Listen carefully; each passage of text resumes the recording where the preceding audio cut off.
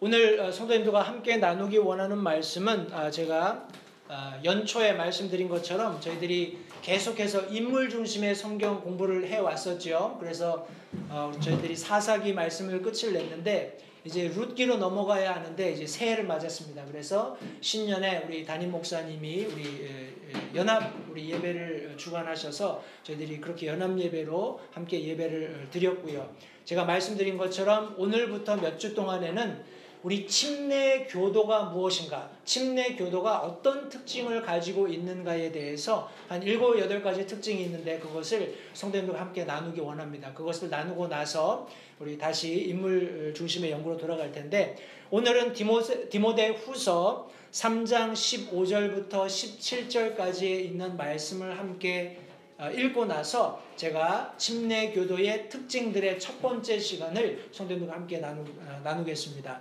제가 하나님의 말씀을 받들어 읽겠습니다. 디모데 후서 3장 15절로 17절까지 있는 말씀입니다.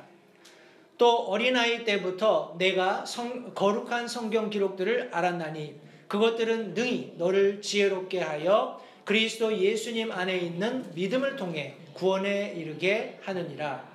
모든 성경 기록은 하나님의 영감으로 주신 것으로 교리와 책망과 바로잡음과 의로 교육하기에 유익하니 이것은 하나님의 사람이 완전하게 되어 모든 선한 일에 철저히 갖추어지게 하려 함이라.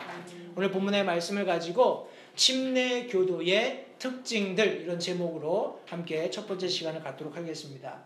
여기 지금 뒤에 보이는 그림은 침례 교도들이 초기에 이렇게 핍박을 당할 때 우리 이거 burn to stake라고 하죠. 우리 불에다가 집어던져서 화형시키는 그런 장면을 제가 좀 이렇게 블러리하게 이렇게 흐릿하게 집어넣어 놓았습니다. 이것뿐만 아니라 더 비참한 그런 참혹한 초기 그리스도인들이 신앙을 지켰습니다. 그래서 지금 저희가 침례 교도라는 자긍심을 가지고 자부심을 가지고 믿음 생활을 할 수 있는 것입니다. 그 첫 번째 특징이 무엇인지를 오늘 이 시간 함께 성도님들과 나누기 원하는데 우리 말씀을 함께 나누기 전에 잠시 기도하고 하나님의 말씀 나누겠습니다. 하나님 감사합니다. 다시 한번 하나님의 이 진리에 불변하는 말씀을 이 시간 함께 대면할 수 있도록 귀한 시간을 허락해 주신 것을 다시 한번 감사드립니다. 하나님 이 말씀이 순전하게 물론 하나님께서 보존하셨지만은 인간 도구들을 통해서 오늘 이 순간까지 저희들의 손에 오기까지 얼마나 많은 사람들이 피를 흘려서 이 말씀을 지키고 이 말씀대로 믿고 순종하며 살았는지 되돌아볼 때 다시 한번 먼저 하나님께 감사드리고 또 그렇게 믿음을 지켜 후세대를 위해서 보존한 믿음의 선조들에게 참 고마움을 표시하지 않을 수 없습니다. 하나님 동일한 원리가 우리에게도 적용된다고 믿습니다. 우리가 자유롭게 살기 때문에 하나님의 말씀을 임의로 우리의 편의대로 받아들이거나 해석하는 것이 아니라 하나님께서 우리에게 주신 말씀 그대로의 말씀을 우리가 받아들이고 또 그런 삶을 삶으로써 우리 다음 세대에게 참 우리 선조들이 그렇게 했던 것처럼 이 진리의 말씀을 순결하게 순전하게 지키고 보존해서 전달할 수 있게끔 불변하는 그런 믿음을 저에게 허락해 주시기 원합니다. 우리에게 이 말씀이 오기까지 침례 교도라고 일컬어지는 사람들이 얼마나 많은 고난을 당했는지 역사는 잘 말해주고 있습니다. 그들이 어떤 특징을 가지고 있었길래 하나님께서 그들을 사랑하시고 그들을 복주시고 그들에게 이 믿음을 유전하게 하셨는지 오늘부터 몇 주간에 걸쳐서 함께 말씀을 나누겠습니다. 하나님의 성령께서 이곳에 함께 계셔서 우리가 함께 나누는 말씀들을 통해서 침례 교도의 특징들이 무엇인지 저희들이 깨달을 수 있도록 도와주시고 그 하나님께서 들려주신 말씀대로 우리도 살아서 하나님께서 참 주신 이 말씀을 불변하는 진리로 받아들이고 우리의 삶에서 형통함을 누릴 뿐만 아니라 다가오는 세대들에게도 이 불변하는 진리의 말씀을 전달할 수 있는 귀한 도구로서 우리의 삶을 하나님 앞에 온전히 내어드리는 귀한 시간 되도록 도와주시기 원합니다. 말씀 전한 소정을 주님께 의탁드립니다. 함께 하시고 모든 영광을 살아계신 하나님 한 분만 취하시기를 다시 한번 간절히 바라오며 예수님의 귀하신 이름으로 기도했습니다. 아멘. 자리에 앉으십시오. 우리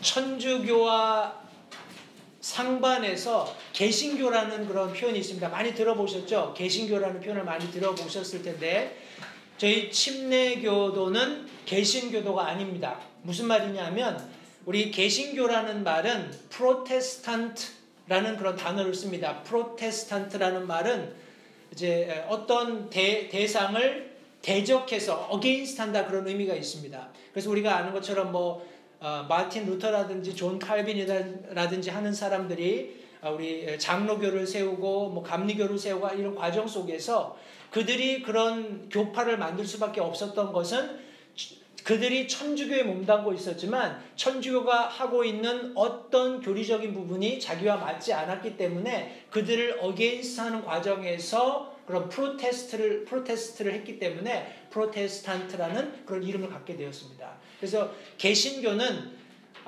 원론적으로 따진다면 천주교와 같은 뿌리를 가지고 있다라고 볼 수 있습니다. 물론 자기들은 아니라고 할지 모르겠지만 여러 가지 형식 면에서 여러 가지 믿는 교리적인 면에서 천주교와 유사한 그런 속성을 가지고 있습니다.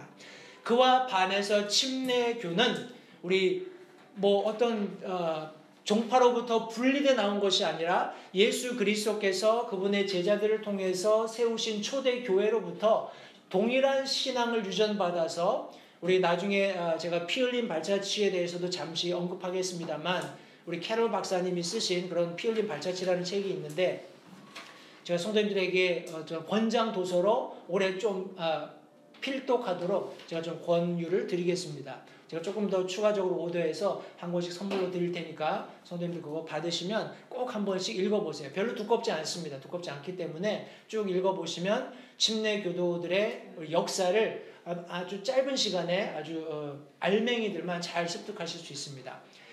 제가 그것을 나중에 추가적으로 조금 언급을 드리겠지만 예수님께서 제자들을 통해서 초기에 세웠던 교회들로부터 계속 유전되어 온 천주교와 상관없이 계속 유전되어 온 그런 신앙의 특징들을 가지고 있는 믿는 그리스도인들의 무리들을 침례교도라고 부릅니다. 우리 역사 속에서는 우리 천주교가 한참 득세할 때 우리 아나베프티스트라는 이름을 가지고 있었어요. 물론 다른 도나티스트라든지 다양한 이름들을 가지고 있었는데 아나베프티스트라는 이름을 가지고 있었는데 아나베프티스트라는 말은 재침례교도다 하는 말이에요. 우리 천주교에서는 나중에 교리적인 수정을 통해서 유아들에게 세례를 주는 그런 법령을 선포하고 그것을 이제 실천을 했습니다. 그러면서 침례가 마치 구원을 주는 것처럼 그렇게 교리가 변경이 되었어요. 그래서 침례를 통해서 구원받는 그런 성경이 가르치지 않는 교리가 천주교 안에 생겨나게 되었습니다. 그러나 성경은 분명히 예수님을 개인의 구주로 영접함으로써 구원받을 수 있다고 말씀하고 있고 침례는 그것을 공적으로 드러내는 신앙의 어떤 회중 가운데 간증하는 그런 어떤 수단으로 분명히 설명하고 있습니다. 때문에 침례교도가 되기 위해서는 그 개인이 내가 전에 천주교에서 세례를 받았습니다 해도 그것을 구원으로 우리 믿지 않기 때문에 다시금 구원받아서 침례를 베풀어서 교회 성도로 맞아들이는 그런 예식을 행했기 때문에 재침례교도라고 그렇게 이름을 갖게 된 겁니다. 여러분 주보에 보시면 제가 보여드릴 첫 번째 우리 침례교도의 특징들 중에 하나가 기록되어 있습니다. 뭐냐 하면 알파벳 B입니다. 우리 가운데 아래 보시면 그 초록색으로 제가 이렇게 파워포인트 해놓은 거를 캡처링 해가지고 넣어놨는데 그 B가 무엇의 첫자냐 하면 우리 오늘 우리가 함께 보게 될 Baptist 우리 침례교도들 하는 그런 이제 영어 단어인데 그 단어의 첫 알파벳으로 시작하는 겁니다. 그래서 이제 7가지, 8가지 정도 우리 볼까요? 하나, 둘, 셋, 넷, 다섯, 여섯, 일곱, 여덟. 8가지입니다. 8가지 특징들을 함께 보게 되겠는데 그 첫 번째 글자가 B인데 뭐냐 하면 biblical authority라는 겁니다. 성경의 권위. 여러분들이 역사를 쭉 제가 다시 한번 언급 드리거니와 우리 침례교도들은 항상 성경이 그들의 최종 권위였습니다. 그런데 아까 살펴보았던 잠깐 언급했던 우리 천주교라든지 하는 다른 종파들은 성경보다 높은 권위들이 항상 자기 조직 안에 있어요. 가령 천주교를 예를 든다면 교황의 무호설이 있죠. 교황이 초월적인 하나님의 대리인으로서 말하거나 제정하는 법들을 성경과 동등한 위치에 두는, 다시 말해서 성경이 최종 권위가 못 되는 겁니다. 그런 오류들을 범했는데 침례 교도들은 성경이 그들의 믿음과 실천에 있어서 최고의 권위를 가진다는 것이 침례 교도가 가지는 특징들 중에 하나였습니다. 성도님들 기억하십시오. 하나님의 완성된 말씀, 우리 성경이 무호하고 권위가 있어야 우리가 그 위에 믿음을 세울 수 있겠죠. 저희 침례교도들은 하나님의 말씀, 완성된 성경을 우리의 믿음과 그 믿음을 실천하는 삶의 모든 방식 속에서 최고의 권위, 최종의 권위로 둔다는 것을 성도님들 잊지 마시기 바랍니다. 자, 그러면 저와 여러분들에게 있어서 성경이 최종 권위다 하는 것이 무엇을 의미하는지 오늘 시간 제가 세 가지를 함께 나누게 될 텐데, 그 첫 번째 것이 무엇인고 하니 성경은 침례교회의 유일한 교육의 자원입니다. 교육의 소스예요. 성도님들, 저와 여러분들에게는 하나님께서 놀랍게도 마지막 시대를 살아가면서 우리가 어떻게 삶을 살아가야 하는지 정확하고 거짓 없는 그런 하나님의 말씀을 저와 여러분들에게 주셨습니다. 우리가 이 말씀을 묵상하고 이 말씀 가운데 거하기로 작정하고 결단하고 그렇게 살아간다면 하나님께서 우리에게 지금 사도 바울이 언급하고 있는 이런 모든 유익들을 통해서 우리가 선한 일에 철저히 준비될 수 있도록 도와주실 것입니다. 우리 사도 바울이 언급하고 있는 유익이 되는 네 가지 것들을 제가 빨리 한번 설명을 좀 드리겠습니다. 첫 번째로 우리 오늘 말씀해 보시면 모든 성경 기록은 하나님의 영감으로 주신 것으로 교리화라고 말씀하고 있습니다. 교리가 무엇입니까? 교리는 영어로 우리 sets of belief 이렇게 우리 얘기할 수 있습니다. 우리가 믿고 있는 어떤 뭐라고 할까요? 교리들의 신앙들의 믿음의 묶음을 우리 교리라고 쉽게 설명할 수 있습니다. 우리 개신교들은 종파마다 조금씩 교리가 다릅니다. 믿고 있는 바가 달라요. 가령 예를 들어서 아까 제가 말씀드린 것처럼 침례에 대해서 어떻게 믿느냐라고 물어보면 침례를 믿는 바들이 조금씩 다릅니다. 가령 천주교에서 제가 언급드린 것처럼 침례라는 것은 어린아이에게도 베풀 수 있고 굳이 침수례를 할 필요 없다 해서 적수례, 뿌리는 그런 적수례로 받아들이고 그것이 구원까지 베풀게 된다. 뭐 이런 유의 침례에 관한 교리를 가지고 있습니다. 그것이 어디서 왔을까요? 성경에서 왔을까요? 아닙니다. 천주교회가 주관하는 여러 가지 종교회의를 통해서 인간들의 편의에 의해서 혹은 개인의 어떤 뭐라고 할까요? 그런 편의에 의해서 자기가 권력이 있으면은 그걸 그렇게 정해버리는 겁니다. 그러니까 말씀과 다른 그런 자기들이 믿는 믿음의 어떤 틀들이 생기는 거예요. 그것을 교리라고 하는데 말씀드린 것처럼 천주교나 장로교나 감리교나 뭐 또 다른 종파들이 침례에 관해서 혹은 구원에 관해서 예수 그리스도의 신성에 관해서 다양한 어떤 교리들을 두고 봤을 때 서로 다른 그런 모습들을 가지고 있다는 겁니다. 그러나 우리 성경 말씀을 믿는 침례 교도들은 하나님의 말씀이 무엇을 가르치는가에 중심을 두어서 우리의 믿음의 틀들을 형성해 가는 것입니다. 교리라는 것은 무엇이 진리냐, 무엇이 사실이냐 하는 문제를 대답해 주는 겁니다. 아멘. 무엇이 사실이냐, 침례가 과연 뭐냐라고 얘기했을 때 성경이 무엇을 말씀하고 있는가, 성경이 무엇을 침례라고 가르치고 있는가에 대한 해답을 말해주는 거예요. 따라서 저희들이 가르치는 침례는 침수례여야 하고 구원받은 자들의 간증에 의해 교회에서 베풀어지는 것이고 믿는 자들에게 국한된다라는 것을 성경은 분명히 가르치고 있습니다. 침례는 구원과는 직접적인 관계가 없습니다. 다시 말해서 침례를 통해서 구원받는 것이 아니라는 거예요. 침례는 구원받은 자들의 간증에 의해서 교회의 권위로 베풀어서 회원으로 영접하는 그런 일련의 과정들을 성경이 말씀하고 있기 때문에 침례다라고 얘기했을 때 우리 침례 교도들이 믿는 교리가 있는 것입니다. 무엇이 진리냐, 무엇이 사실이냐, 성경이 말씀하는, 사람들이 말하는 것이 아니라 그런 부분에 있어서 성경이 최종 권위라는 것을 다시 한번 언급해 주고 있는 것입니다. 두 번째, 우리 16절 말씀 계속 보시면 모든 성경 기록은 하나님의 영감으로 주신 것으로 교리와 책망과 이렇게 말씀하고 있습니다. 우리 아이들도 가끔씩 우리 야단을 맞습니다. 그죠? 야단을 맞을 때 왜 야단을 맞는 거 아니? 이 아이들이 부모들이 가르쳐 준 그런 바른 어떤 삶의 방식, 바른 생활, 거기에서 벗어났기 때문에 부득불 혼내는 겁니다. 그죠? 잘못했기 때문에.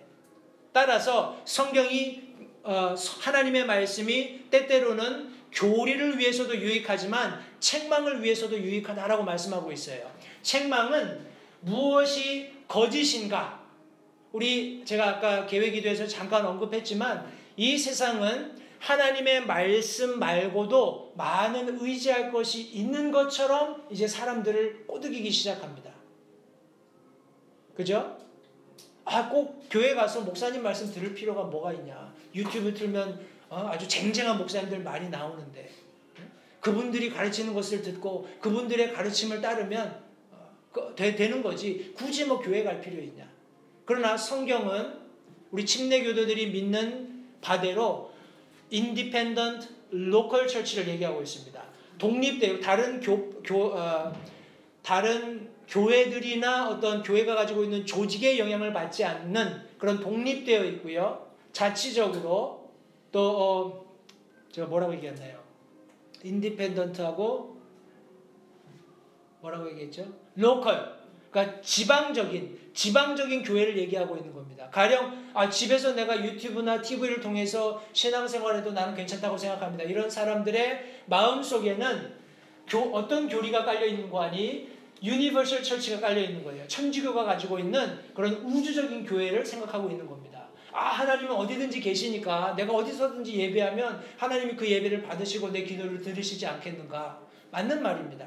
그 말씀은 하나님의 어떤 속성을 놓고 봤을 때 맞는 말이지만 하나님께서 교회를, 예수 그리스도를 머리로 주시고 교회를 우리에게 허락하셨을 때는 지방적인 로컬 처치를 허락해 주셨다는 겁니다. 때문에 어떤 일정한 지역 안에 살고 있는 사람들은 그 로컬 처치에 주일마다 모여서 함께 예배를 드리고 헌물을 드려서 그 교회가 운영될 수 있게끔 서로 희생하고 헌신하고 봉사하고 또 복음 사역에 매진하도록 하나님께서 그렇게 교회를 제공하셨다는 거예요.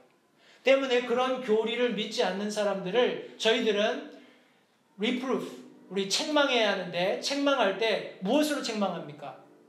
내 논리나 이론 가지고 책망하는 것이 아니라 당신이 생각하는 것이 성경 말씀과 다릅니다. 여러분 성경 말씀과 다르다고 해서 성경 말씀을 가지고 이렇게 책망하는 과정에 그 사람이 그 말을 듣지 않으면 더 이상 논쟁을 하면 안 됩니다. 그냥 그 사람이 그렇게 믿는 바대로 무시한다고 하기에는 조금 어폐가 있습니다만 그 사람이 가지고 있는 믿음을 존중해 줄 필요가 있어요.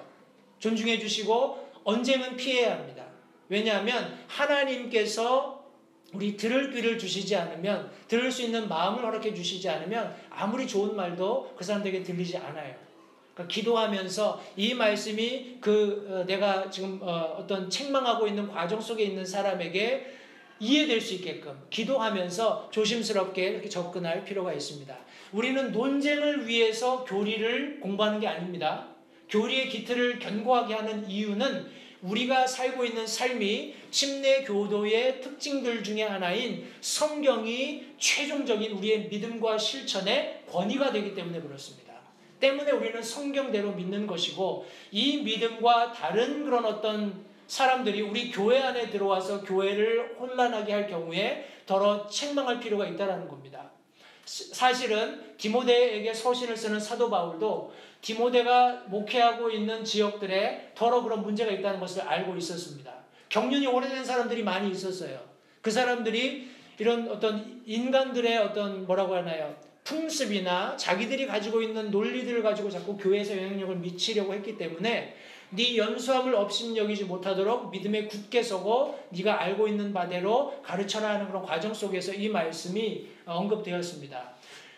교리를 견고히 하고 그들을 책망해야 합니다. 그들이 잘못된 거짓을 가지고 교회 안에 들어왔을 때 그것이 거짓이라는 것을 분명히 지적하면서 하나님의 말씀으로 책망해야 한다라는 것을 잊지 마시고, 또 다른 하나는 바로잡는 correction, 영어로 우리 correction이라고 하는데, 어떤 진리에 내가 견고히 서서 거짓을 책망하고 나서는 그냥 혼내고 놔두는 것이 아니라 다시 바로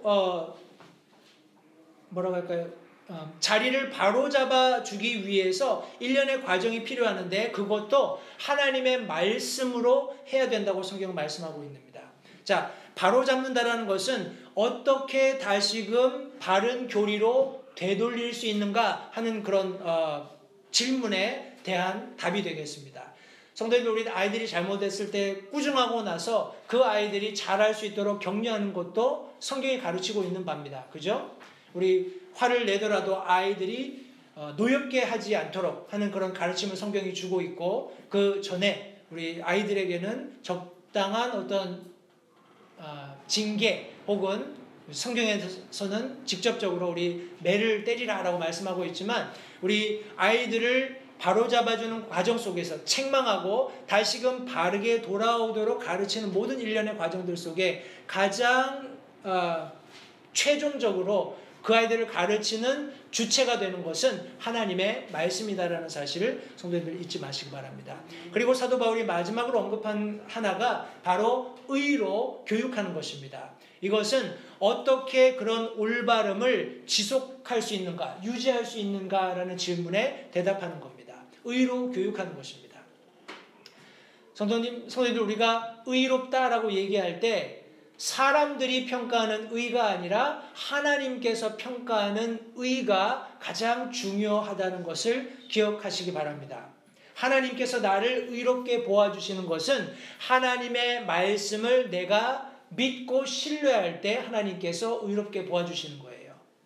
세상 사람들이 저 사람은 법 없이도 살겠다 뭐 이렇게 평가하는 것이 의로운 사람이 아니라, 하나님께서 보시기에 하나님이 하신 말씀을 믿고 신뢰하고 그렇게 살아가는 사람을 하나님께서 의롭게 하신다는 것을 기억하시면서, 그런 의로운 교육, 그것은 유일하게 하나님의 말씀만을 가지고 가르칠 때 가능하다는 것을 염두에 두시기 바랍니다.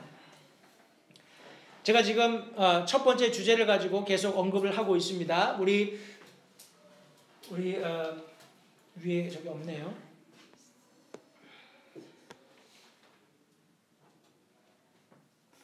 왜 없을까요? 처음부터 저 글씨가 저기 제 눈에만 안 보이는군요. 햇빛이 저기 딱 비쳐가지고 저 글씨가 안 보여요. 자, 우리 베프티스트의 침례 교도들의 첫 번째 글자인 B를 가지고 우리 첫 번째 지금 침례 교도의 특징을 제가 설명하고 있습니다. 성경의 권위입니다. 성경은 우리 믿는 침례 교도들에게는 믿음과 실천에 있어서 최종 권위입니다. 마지막 권위예요. 성경이 이렇게 말씀하고 있으면은 내가 뭐라고 생각하고 있다고 할지라도, 하지만 이렇게 얘기할 수 없는 것이 침례 교도들이 가지고 있는 성경의 권위 때문에 그렇습니다. 그럼에도 불구하고 마치 마리아처럼 이해가 안 되잖아요. 그죠? 그런 일이 일어날 수 없는데 마리아는 아멘으로, 그럼에도 불구하고 하나님의 대언자, 우리 천사의 말을 아멘으로 수용했던 것처럼 우리 침례 교도들도 성경을 대할 때 그런 자세로 하나님의 말씀을 받는다라는 것을 다시 한번 기억하시고요. 우리 두 번째 침례 교도들이 가지고 있는 특징, 성경이 최종 권위로 믿어진다라는 것은 성경이 침례교도의 유일한 능력의 주체가 된다는 것을 의미하고 있습니다. 성경이 침례교회의 유일한 능력의 주체가 됩니다. 우리 데살로니가전서 말씀해 보시면 2장 13절에 이런 말씀이 있습니다. 이런 까닭에 우리가 또한 하나님께 끊임없이 감사를 드림은 너희가 우리에게서 들은 하나님의 말씀을 받을 때 그것을 사람들의 말로 받지 아니하고 하나님의 말씀으로 받았기 때문이니 진실로 그러하도다. 그 말씀이 또한 믿는 너희 안에서 효력 있게 일하느니라.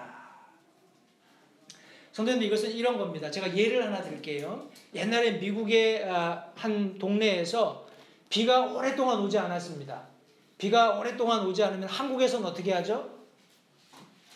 옛날에 한국에서는 어떻게 했죠?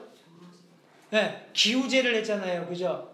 우리 마을 고을원님이 우리 유명한 우리 스님이나 아니면 이렇게 무당을 불러다가 이제 좀 속된 표현이지만 푸닥거리를 하면서 이렇게 기우제를 합니다. 우리 왕들도 기우제를 지내면서 이것이 소인의 미력한 탓입니다 하면서 막 이런 것도 영화에 나오곤 하는데, 어찌되었건 간에 기우제를 하지만 그 동네는 다행히 교회가 있었고 목사님이 좀 이렇게 사람들을 불러 모아서 비가 너무 안 오니까 우리 같이 하나님 앞에 기도를 드리자 하는 그런 결단을 하고 한 날을 정해서 사람들에게 모이라고 한 거예요.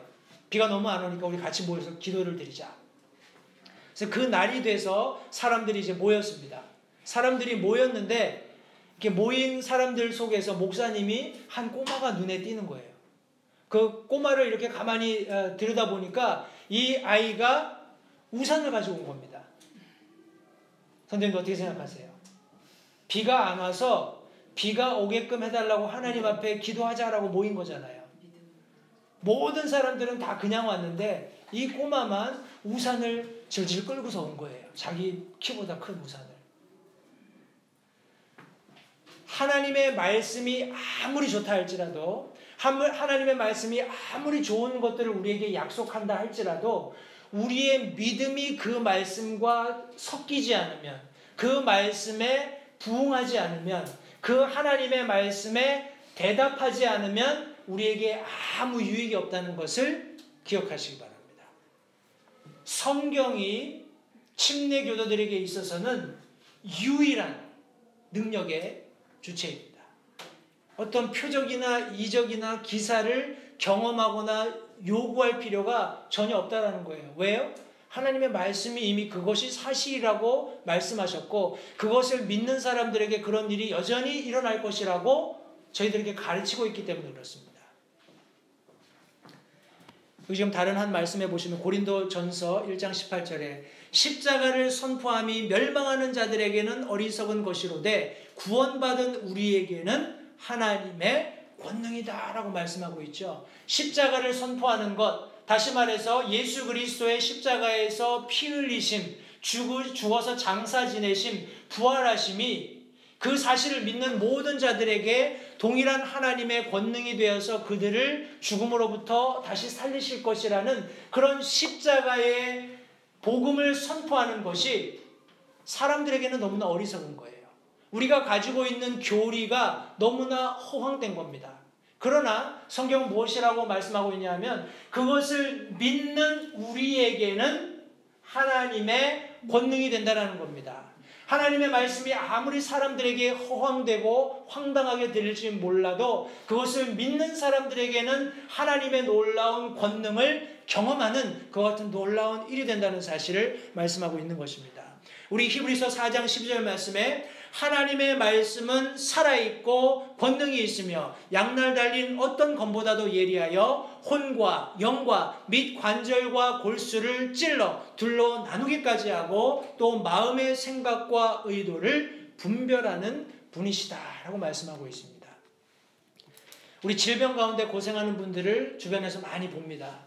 그분들이 우리 의사선생님의 어떤 지도하에 우리 약물 치료를 하거나 아니면 수술을 받거나 하는 일련의 과정 속에서 성도님들 그분들의 간증을 가만히 듣고 있노라면 하나님의 말씀을 묵상하는 가운데 하나님이 나를 고쳐주실 것이다 라는 확신을 갖는 어떤 시점이 있었다라는 거예요.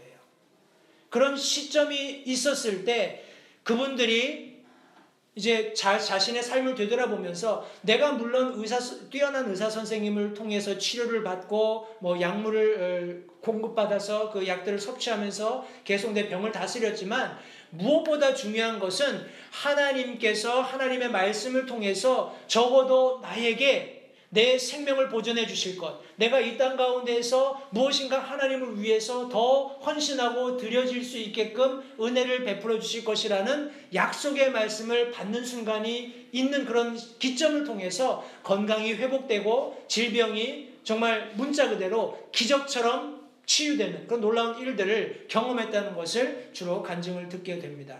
사랑하는 성도님들, 하나님의 말씀, 예수 그리스도 자신, 하나님의 실체께서 우리에게 놀라운 일들을 이루어 가신다는 것입니다. 왜냐하면 그것은 단순히 여기 지금 이렇게 종이 쪼가리가 아니라 저희들은 성경을 이런 종이 속에 기록된 어떤 글들로 이해할지 모르지만 하나님께서 말씀하시는 하나님의 말씀은 이 가운데 실제로 살아서 역사하시는 분을 의미하고 있는 것입니다. 하나님의 말씀은 이 책이나 종이가 아니라 바로 인격이세요. 그 인격께서 우리 삶 가운데 오실 때 그분은 살아서 역사하시면서 능력을 발휘하시는 겁니다. 우리의 육신적인 부분만 아니라 우리의 영적인 부분, 혼적인 부분, 이미 생각이나 의도조차도 관찰하시는 그런 분이라는 사실을 분명히 성경이 말씀하고 있는 것입니다. 전에 그런 이슈가 잠깐 있었던 적이 있어요. 어떤 부흥사가 우리 침례교회 부흥사 한 분이 이제 그런 얘기를 했습니다. 제가 개인적으로 믿기는 어떤 사람이 이렇게 예수님을 믿겠다고 결심하고 이렇게 뭐라고 하나요? 이렇게 예배당에서 이렇게 쭉 걸어 내려올 때 가령 그때 예수님이 오신다면 하나님이 믿는 성도들을 공중에 이렇게 뭐라고 하나요? 이렇게 채가신다면 그 사람도 나는 구원받을 거라고 확신합니다. 이렇게 이야기를 했습니다. 그러니까 많은 학생들이나 다른 사람들이 이제 퀘스처닝을 하는 거예요. 그게 아닌데 우리는 성경 말씀대로 이 사람이 앞에 나와서 복음을 전해 듣고 예수님을 믿는 가운데 이렇게 회개하고 이렇게 해야지 회개 기도를 해야지 예수님을 믿는 것이 아니냐 뭐 이런 이슈를 가지고 막 논쟁을 했습니다. 그런 논쟁의 여지를 없애버리는 그런 말씀이 저는 이 말씀이라고 생각을 해요. 하나님께서는 선포된 그 말씀을 통해서 그 죄인이 자신의 죄인됨을 깨닫고 예수 그리스도를 영접하라고 초청했을 때 어떤 결단을 가지고 하나님 앞에 나오는 거잖아요. 그죠? 그런 나오는 과정 속에 여기 지금 하나님의 말씀이 그 사람에게 역사하셨다라는 겁니다. 그의 혼과 영과 관절 골수를 찔러서 쪼개고 마음의 생각과 의도, 그 사람이 가지고 있는 생각, 또 그 사람이 일어나서 걸어오고 있는 왜 그렇게 하고 있는지 그 의도를 이미 하나님의 말씀, 예수 그리스도, 하나님 자신이 아시기 때문에 그를 구원해 주실 것이다 라는 그런 말씀을 우리가 이 본문 말씀을 통해서 확인해 볼 수 있는 것입니다. 요지는 이렇습니다. 하나님의 말씀을 최종 권위로 믿는 사람들은 우리 앞서 제가 말씀드린 것처럼 유일한 우리 믿는 신앙생활의 능력의 주체가 되어야 한다는 것을 다시 한번 염두에 두시기 바랍니다. 우리 같은 히브리서 4장 2절 말씀에서는 우리뿐 아니라 그들에게도 복음이 선포되었으나 선포된 그 말씀이 그것을 들은 자들 속에서 믿음과 섞이지 아니하였으므로 그들에게 유익을 끼치지 못하였느니라 라고 말씀하고 있습니다. 아까 우리가 읽었던 데살로니가 전서 말씀과 반대의 말씀이죠. 데살로니가 전서 말씀에서는 이걸 우리가 전한 말씀을 사람의 말로 받지 않고 하나님의 말씀으로 받았기 때문에 그 말씀이 믿는 너희 안에서 효력 있게 역사했다라고 말씀하고 있는데 지금 여기 히브리서 4장 2절 말씀에서는 복음이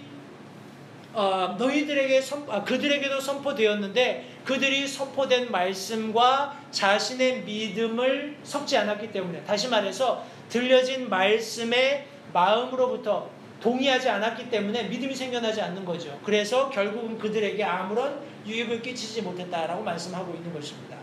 성도님들 기억하십시오. 우리 침례 교도들은 성경을 믿음과 실천의 최종 권위로 믿습니다. 마지막 final authority예요. 그 이상 다른 것이 없습니다. 어떤 사람이나 어떤 조직이나 어떤 단체에서도 성경을 능가하는 어떤 우리의 신앙과 실천을 조정할 수 있는 그런 능력이 없다는 것을 기억하시기 바랍니다. 이 말은 성경이 교회의 유일한 교육의 주체가 된다는 겁니다. 어린아이로부터 장년에 이르기까지 모든 예배와 주일학교는 성경 말씀이 주체가 되는 것입니다. 뿐만 아니라 성경만이 우리 침례교도의 능력의 주체가 되는 것입니다. 우리의 능력이 어디서 나옵니까? 하나님의 말씀으로부터 나오는 것입니다. 우리가 방언을 한다거나 아니면 신비한 계시들을 본다거나 그런 것들이 우리 침례교도들의 특징이 전혀 아닙니다. 우리는 하나님의 말씀으로부터 나오는 능력을 믿고 그것을 사모하기 때문에 그렇습니다. 우리 마지막으로 침례교도들이 성경을 최종 권위로 믿는다라는 것은 성경이 유일한 미래의 지침이 된다는 것을 믿기 때문에 그렇습니다. 성경은 침례교회의 유일한 미래의 지침 혹은 시금석이다 이렇게 말씀드릴 수 있습니다. 우리 지침이라는 것은 여러분들 그 방위 표시 이걸 뭐라고 하나요? 나침판 같은 것을 이렇게 땅에다 놓으면 이렇게 침이 돌아가잖아요. 침이 돌아가서 항상 정북을 가르치게 되어 있습니다. 그런 것처럼 하나님의 말씀은 정확하게 우리가 어디를 향해 가고 있는지 어디로 가야 하는지 가르쳐주고 있는 지침과 같다라는 것을 잊지 마시기 바랍니다. 성도님들 우리 시편 말씀 시편 말씀 잘 아시죠? 시편 119편, 105편 말씀 너무나 유명하기 때문에 암송하시는 분들도 많이 있으실 텐데 주의 말씀은 내 발의 등불이요 내 길의 빛이니이다. 같이 한번 해볼까요? 주의 말씀은 내 발의 등불이요 내 길의 빛이니이다. 내 발의 등불이고 내 길의 빛이 된다는 말씀이에요. 달리 말하면 하나님의 말씀은 우리가 매일매일 살아가는 우리 한 발짝 한 발짝 살아갈 때 하나님께서 말씀의 빛을 비추어 주셔서 내가 어디로 걸어가야 되는지 혹시 거기 돌이 있어서 내가 걸려 넘어지지는 않을지 구덩이가 있지는 않은지 그런 매일매일의 삶을 비춰주실 뿐만 아니라 내가 살아가고 있는 삶의 분명한 지향점을 제공해 주신다는 겁니다. 마치 바다 망망대해에서 우리 등대가 빛을 비추면서 지금 항해하는 배들에게 어떤 방향을 지시하는 것처럼 성도님들 저와 여러분들이 살아가는 삶 속에 우리가 어떤 미래를 예측하기 어려울 때가 많이 있습니다. 그죠? 이제 집을 사야 되는 사람들은 주택 시장이 어떻게 될까? 우리 환전을 해야 되는 사람들은 환율이 어떻게 될까? 한 치 앞도 내다보지 못하는 것이 인생입니다. 인간입니다. 그러나 하나님께서는 하나님의 말씀 속에서 우리가 살아야 할 영원한 삶의 본향이 목적지가 어디인지를 바르게 전달해주고 계시는데 그것은 어떤 꿈이나 환상을 통해서가 아니라 하나님의 말씀을 통해서 온다는 사실을 잊지 마시기 바랍니다. 제가 한 가지 재미있는 얘기를 해드릴게요. 우리 미국의 굉장히 큰 항공모함이 바다를 아주 유유히 항해하고 있었습니다. 칠흑 같은 밤이었습니다. 근데 이 항공모함이 원체 컸기 때문에 어떠한 그런 어떤 적의 배라 할지라도 한 번 타격하면 그냥 끝낼 수 있을 만큼 엄청난 그런 화력을 가지고 있는 배였습니다. 그런데 이 배가 항해를 하는 과정 가운데 레이더에 불빛이 하나 포착이 됐어요. 불빛이 포착이 돼가지고 이제 무선을 합니다. 여기는 미국의 전함 무엇이다. 나는 캡틴이고 네 이름은 뭐냐? 그랬더니 내 이름은 누구다 이렇게 전달을 해줘요. 자, 네가 항로를 바꾸지 않으면 우리가 너를 격추시키겠다 이렇게 얘기를 하는 거예요. 그러니까 저쪽에서 나는 절대 항해를 바꾸지 않을 테니까 네가 비켜서 가라 이렇게 이제 온 겁니다. 그러니까 이제 이 캡틴이 화가 난 거예요. 화가 나가지고 너 한 번만 더 우리에게 반항하면 내가 하는 명령을 따르지 않으면 정말 너를 격추시킬 것이다 이렇게 얘기를 합니다. 그러니까 저쪽에서 이제 얘기를 합니다. 나는 그럴 의사가 전혀 없으니까 네가 돌아가라. 이제 점점점 이제 화가 나는 거예요. 그래서 이제 이 사람이 자신의 이제 정체를 밝힙니다. 나는 지금 미 항공모함, 이제 이름을 대면은 다 사람들이 알 수 있을 만한 이런 대규모 항공모함을 끌고 있는 캡틴 누구누구다 라고 소개를 한 거예요. 그랬더니 이제 상대편에 있는 사람이 내 이름은 누구고 나는 지금 여기서 등대를 지키고 있는 사람이다. 이렇게 얘기를 한 거예요. 그런데 등대가 항로를 바꿀 수 있습니까? 그죠? 아무리 덩치가 커도 아무리 신무기들을 장착했어도 아무리 자기가 계급이 높아도 등대가 지시하고 있는 바대로 행하지 않으면 어디 육지에 부딪혀서 배가 산산조각 나겠죠. 하나님의 말씀은 저와 여러분들에게 미래를 지침해주고 있습니다. 가르쳐주고 있습니다. 하나님의 말씀을 모르면 성도님들 내일을 예측할 수 없습니다. 한 치 앞도 알 수 없어요. 그러나 감사하게도 하나님의 말씀이 저와 여러분들에게 주어졌습니다. 베드로후서 1장 20절 21절 말씀에 먼저 이것을 알라. 성경 기록의 대언은 결코 어떤 사적인 해석에서 나지 아니하였나니 대언은 옛적의 사람의 뜻으로 말미암아 나오지 아니하고 오직 하나님의 거룩한 사람들은 성령께서 자기들을 움직이시는 대로 말하였느니라 라고 말씀하고 있습니다. 이것을 우리가 inspiration 이렇게 이야기합니다. 성령의 영감으로 기록되었다. 하나님께서 어떤 사람을 우리 귀신 쓰인 것처럼 그 사람을 사로잡아서 그렇게 하셨다라는 의미가 전혀 아니에요. 왜냐하면 성경을 성도님들 가만 살펴보시면 대략적으로 2500년 정도 그런 갭이 있습니다. 갭이 있고 그 가운데 35명 정도의 서로 다른 저자들, 학력이나 직업이나 신분이나 왕으로부터 어부에 이르기까지 다양한 사람들이 성경을 기록했습니다.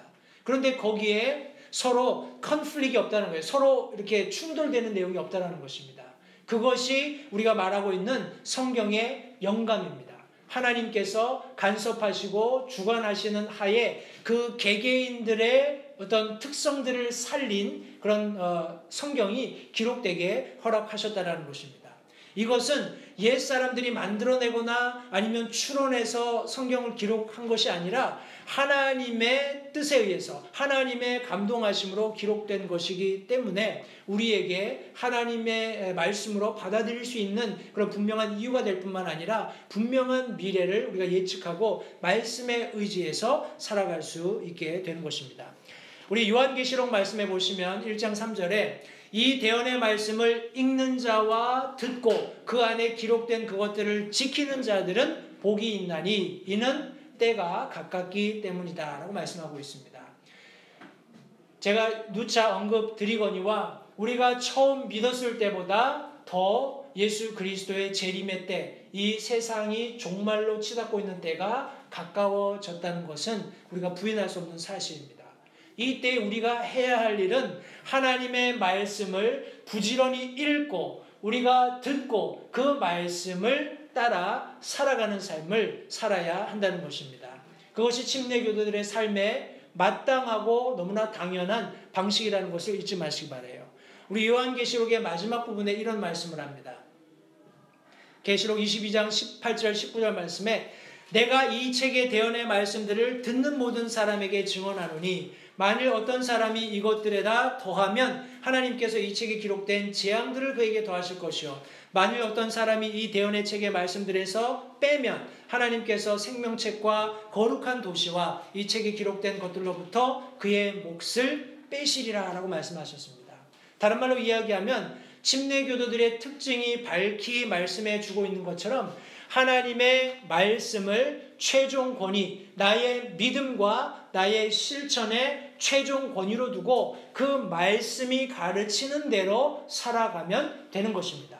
굉장히 어떤 의미에서는 단순해 보이는데 사람들이 이렇게 저렇게 신앙생활을 하다 보면 자기 나름대로 철학이 생깁니다. 저는 그것을 개똥철학이라고 하는데 개똥철학이 생기면 사람들이 목사님이 설교를 하거나 성경을 이렇게 가르칠 때 앉아서 생각을 합니다. 저건 저렇게 생각하면 안 되는데, 저건 저렇게 믿는 게 아닌데, 성경에서 가르쳐지고 성경이 그 말씀이 옳다고 가르치는데도 불구하고 자기가 신앙생활을 하면서 형성하게 된 그런 철학들을 가지고 그 말씀을 거부하는 겁니다. 그런 삶은 성경 말씀에 의하면 아무런 유익을 그 사람에게 가져다 주지 못한다. 하나님의 말씀이 이렇게 정의하고 있죠. 성도님들, 우리가 하나님의 말씀을 대할 때, 특별히 마지막에 대한, 미래에 대한 어떤 말씀에 대해서 우리 사람들이 굉장히 궁금하잖아요. 그죠? 제가 이 말씀 묵상하면서 잠시 들었던 생각이 뭐냐 하면, 우리 아이들에게도 경험해 보지 못한 이 아이들에게는 어떤 미래가 있습니다. 그죠? 그런데 저와 여러분들은 인생을 어느 정도 살았기 때문에 이걸 이미 경험해 봤어요. 그러면 저희들은 어떻게 해야 됩니까? 우리의 경험을 기반으로 해서 아이들에게 조언해 줘야 되죠. 그죠? 이게 엄마 아빠가 살아보니까, 할머니가 살아보니까 이게 이렇게 하니까 이렇게 되더라. 그러니까 그렇게 하지 말고 이렇게 해라. 설명을 해주죠. 근데 아이들이 그 말씀을 잘 들으면 다행인데, 그 화를 면해갈 것인데, 대부분의 경우 아이들이 그냥 직진을 합니다. 그래서 이런 어려움을 맞닥뜨리고 나서야 비로소 우리 엄마가 옳았구나, 우리 할머니가, 우리 아빠가, 할아버지가 이렇게 이야기를 하죠. 성도님들, 그러나 그렇게 문제에 히트하게 되면 상처가 반드시 있습니다. 우리 그 끔찍한 예가 바로 아담과 이브죠. 아담과 이브는 하나님께 선악을 알게 하는 나무의 과실을 따먹지 말라는 명령을 받았고, 그 과실을 따먹게 되면 어떤 미래가 있을 것이다라는 것을 분명히 경고로 받았죠. 그죠? 하나님의 말씀이 주어진 겁니다. 저거 따먹지 마. 따먹으면 너 정말 죽을 거야. 그죠? 그런데 미래란 말이죠. 저거를 따먹어 보지도 않았고, 따먹으면 어떤 일이 일어날 거라고 하나님이 말씀하셨지만 나는 경험해 보지 못한 그런 미래입니다, 여전히. 근데 사탄이 어떻게 왔죠? 이 미래를 예쁘게 포장을 했어요. 그죠? 예쁘게 포장을 하고 하와를 꼬드겨서 보게 한 겁니다. 거기 안 봐도 되잖아요. 그죠? 에덴 동산에 얼마나 할 일이 많고 얼마나 좋은 곳이 많습니까? 그런데 거기를 보게 했고 하나님이 주신 말씀을 변개한 겁니다. 정말 아무것도 먹지 말라 그랬어? 그래서 하와가 하는 얘기를 들어보니까 이게 하나님 말씀이 아니라 개똥철학이에요. 네가 죽을 수도 있고 뭐 이런 얘기를 하는 거 보니까 정확하게 하나님의 말씀을 모르는 거예요. 그러니까 그 사이를 사단이 파고드는 겁니다. 교묘하게. 그때 그 말을 들어보니까 그럴듯하네. 그리고 쳐다보니까 먹음직도 하고 보암직도 하고 지혜롭게 할 만도 하고, 그래? 하나님이 그런 얘기 하셨다는 것은 싹 잊어버리고 눈에 보이는 것을 따라서 행동하는 겁니다. 따먹고 어떤 일이 일어났습니까? 저와 여러분들에게까지도 그 죄가 유전되는, 그래서 죽을 수밖에 없는 그런 죄를 이 세상에 가져오는 끔찍한 결과를 가져왔다는 겁니다. 그것을 피할 수 있는 유일한 방법이 뭐였을까요? 우리 아담과 하와 요한계시록 말씀을 알았어야 되는데, 그죠? 하나도 더하면 안 되고 하나도 빼면 안 되고. 그러면 아마 아담이 이런 나무 이파리에다가 써가지고 야 이거 가져다니면서 달달달달 외워 아마 이랬을 거예요. 그죠? 근데 하와가 정확히 알지 못하는 개똥철학을 가지고 이제 하나님 말씀과 사탄 사이에서 갈등하다가 결국 죄를 범한. 성도님들, 다시 한번 침례 교도들이 가지고 있는 특징을 정확히 아셔야 됩니다. 저와 여러분들은 그냥 내가 침례교회 간판이 있는 교회 다니니까 나는 침례교도입니다. 이렇게 이제 생각하지 마시고, 우리 침례교도들의 첫 번째 특징인 성경을 최종 권위로 삼는, 하나님의 말씀만이 우리의 믿음과 실천에 있어서 최고의 권위 그리고 최종 권위가 되는 그런 삶을 삶으로써 하나님 앞에 영광 돌릴 뿐만 아니라 내가 지금 믿고 있는 이 신앙이 얼마나 놀라운가 하는 것에 자긍심을 가지고 우리가 함께 믿음 생활을 할 수 있었으면 좋겠습니다. 네. 세 가지 특징을 기억하시고요. 우리 다음 시간에 두 번째, 우리 알파벳 A로 시작하는 우리 침례교도의 특징에 대해서 함께 말씀을 살펴보겠습니다. 기도하겠습니다.